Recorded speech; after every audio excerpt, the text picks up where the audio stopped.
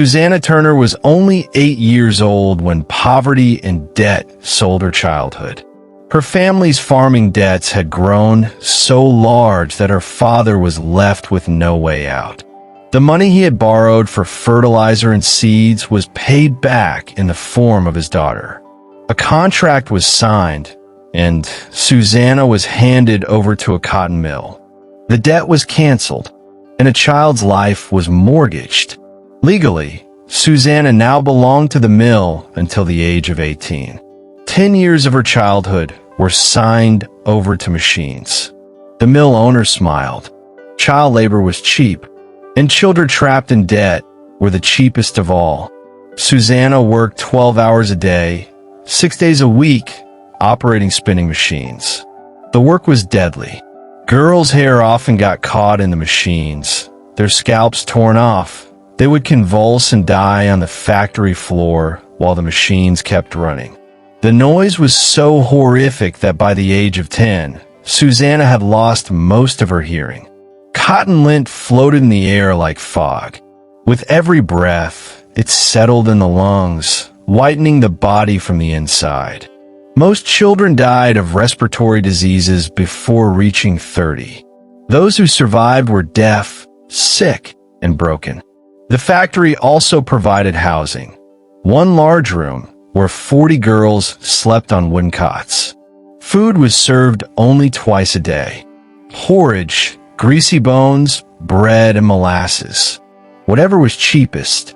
Any girl who complained was beaten by the supervisor. Anyone who ran away was captured and brought back. Because by law she was property until the debt was paid. And the debt? It never decreased, it grew.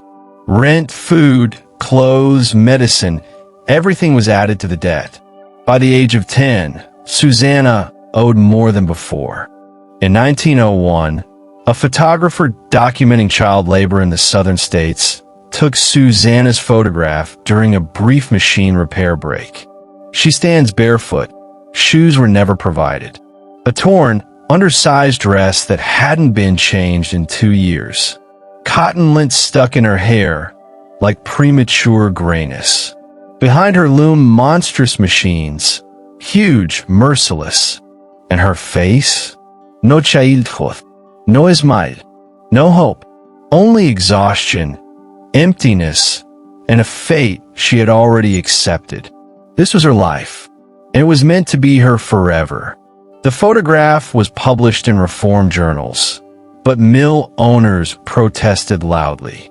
They said, "These children are learning skills. They are helping their families."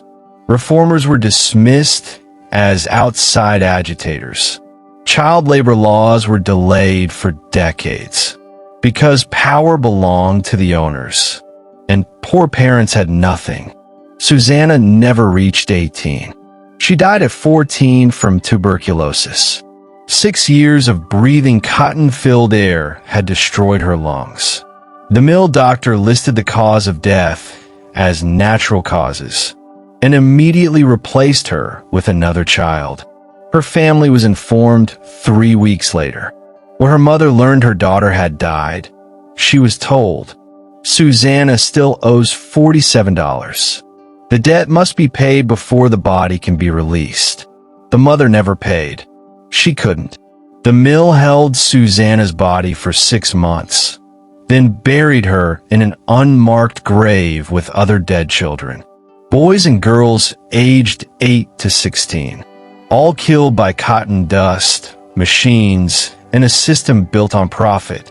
Susannah's mother searched for that grave for the rest of her life. She never found it. In 1923, she told the pastor, "I sold my child to pay a debt. I gave her to a mill that worked her to death and buried her somewhere I still don't know. I am her mother, and I wasn't even given her bones back. This is what poverty does. This is what debt does. It takes your children and gives nothing back." Susannah's photograph later became a symbol of child labor in the American South. When federal labor laws were finally passed in the 1930s, reformers displayed her image and said, This is Susannah Turner, sold at age 8, dead at 14, buried in an unmarked grave. This is the injustice we were trying to end. Today, her photograph hangs in the National Labor Museum. 1893 to 1907. Age 14. Died of tuberculosis caused by mill work.